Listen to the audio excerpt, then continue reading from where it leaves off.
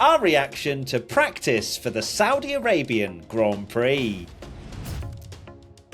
Now, before we get into the chat, please check out our Patreon if you haven't already, where we give you a private Discord, an amazing community. You get bonus episodes of the podcast, and we are just about to record the infamous 2021 Saudi Arabian Grand Prix. And we've got some perhaps revised thoughts on that. So if you want to go check it out, join our Patreon. You get lots more benefits as well. And we'd love to see you there. Right, let's move to straight free practice 2, shall we? Because that's the one we want to talk about. It's representative and it's exciting because Fernando Alonso was fastest with a 1 minute 28.827. And I don't know what's going on. Really. I know that Aston Martin were great last year, but they weren't great in Bahrain, at least in the race pace, over one lap. Honestly, if Formula One was a one-lap sport, we would have the greatest season of all time, every single year by the looks of things. Because Aston Martin have now come to the forefront where we're going, are they going to be on the front row? Yeah, I wouldn't have called that one at all for this race. We said in the last one that it seemed, unfortunately, that Aston Martin would be in a bit of no man's land with the fact that they were slower than the other top runners. Of course, they finished 9th and 10th in the last race and didn't look like they were going to do the same amazing kind of performance that they had at the start of last season. But yeah, Alonso's looking very good around here, which is exciting because I did not expect it to happen. Question from Flow Circuit. Do you think Aston Martin has a real shot at the front row, or were they just glory laps? I do genuinely think they've got some great pace over one lap. It does seem that way anyway. Alonso, half a second quicker than his teammate, which is about right, I would say, to what we tend to expect over a one lap performance. But then, if we're going to actually use data of what we've seen this year, and free practice, and the amount of excitement and hope that we got after free practice 2, where we thought Mercedes were back, and where did Mercedes finish in the race / qualifying? Not even, well, George Russell had a good qualifying, didn't he? But it wasn't anything, it was a little bit lower than what we expected. So again, Max Verstappen is ominously sitting there in P3. It's not like he's finishing 11th and they're 14th and 11th or something like that. But I think Aston Martin, it's a good start to the weekend. But let's not forget, teams will adjust, they will change, they will make setup changes into FP3 and obviously into qualifying to hone their car, and some teams might not have just found that sweet spot yet. Yeah, I do hope this Aston Martin pace is real, because seeing Fernando at the front, of course, will make me very happy indeed. He was on the front row last year, albeit because of maybe Max's problem, and I actually led, didn't he, for a bit. But yeah, we've not really seen Ferrari, who are the team that we thought would be Red Bull's biggest challenges here, but then at the same time, Charles is very close to Max on that, in fourth, and you don't think Max is going to be 3/10 off pole. So Charles still there. He's still there. He's still there for a little Poland victory, please. I beg. Okay, so the big question I think coming from Leclerc1644 is this circuit too dangerous, especially for the quali tomorrow? Now, this is probably the biggest talking point, I would say. Of course, there were refinements made for last year. I just still can't get out of my head that this is a circuit waiting for something absolutely horrendous to happen in terms of a crash. And I feel as though that will only be the time that they implement serious change to this circuit. What I can't also get my head around is this is literally a purpose-built track. So changes can be made. They are not going around a city. They are not stuck in the middle of a landmark or anything like that. They could make these changes to make the circuit less dangerous. I know they're trying to make it a spectacle at the same time, so it is a balancing act. And yes, these are the best drivers in the world. But the feeling I always get watching onboards and seeing cars going slow everywhere. I think I watched free practice 2 especially, and on 3 separate occasions I went, ah!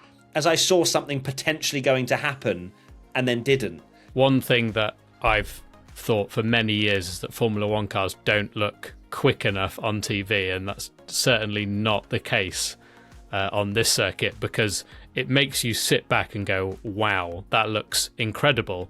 But at the same time, I totally agree that this circuit has a disaster written all over it, because there are circuits that are a bit more open and you can see around the corners, but when they go through those really fast S's, you're just hoping that there's not another car dawdling on the track, and that is the thing that's going to cause an absolutely horrendous accident here, is the speed difference between two cars. We saw it in free practice 2 with Lewis Hamilton and Logan Sargeant, and that was so close to an absolute monster crash, because if Logan hits the back of Lewis there, the speed difference is so extreme that is where it's got the potential to be so dangerous. It's the speed difference. P1 Patreon member Sierra H. With the amount of near misses on track between drivers, what do you think needs to happen to avoid a major accident? Would taking back the walls necessarily take away from the whole spectacle? I don't know, because you still define the track limits. It just gives the drivers a little bit more leeway when it comes to finding another car that's slow, or even just making a mistake. Like that corner where Hamilton and Logan Sargeant had their potential incident. Anyway, that corner, I don't know what number it is. Like, even there's not a lot of room for error, and Mick Schumacher had an absolute horror crash there because he got up on the curb and then smashed into the wall at huge speed. Does it need to be that close? I don't know. I would say no. I don't think it would take away from the speed of the track if you still define the track limits as to what they are, but it would just give the drivers a little bit more room. It is a tough one because I think the track is awesome to watch. You watch the onboards and it takes your breath away. It's incredible to watch.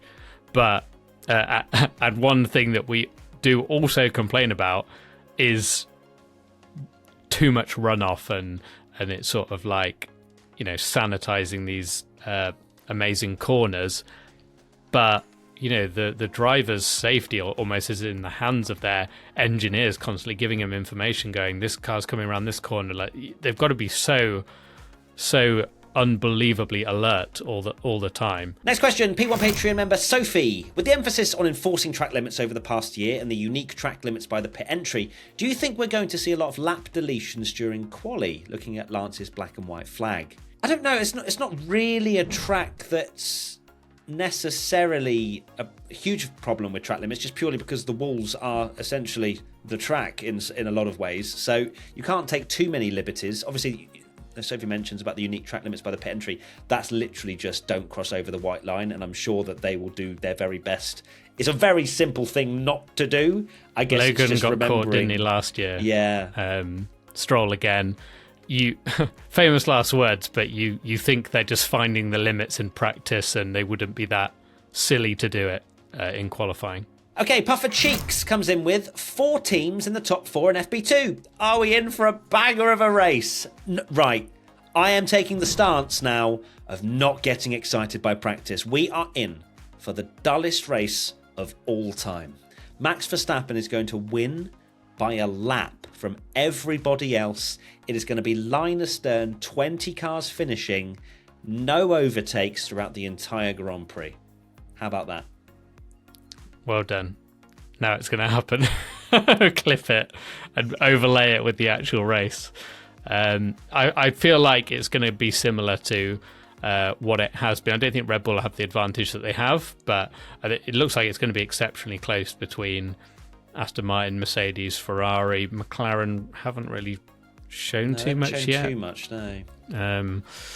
We'll have to see. That is the beauty of qualifying, isn't it?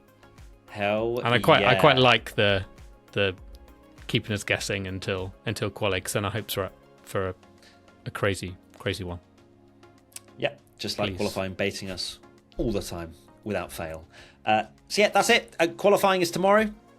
We will be live on Twitch, as always, to witness a Charles Leclerc masterclass. So come and join us there, Matt P1 Tommy, if you don't follow us already. Tommy, what are your final thoughts? Final thoughts is that, excited for quali tomorrow, and it's also the first race of F1 Academy, which I'm looking forward to seeing, and also there's going to be Formula 2 as well, so plenty of racing action tomorrow as well on a Friday, which is very novel indeed. Yeah, lots of racing action, so look forward to that, and we'll see you very soon. Lots of love. Bye. Bye.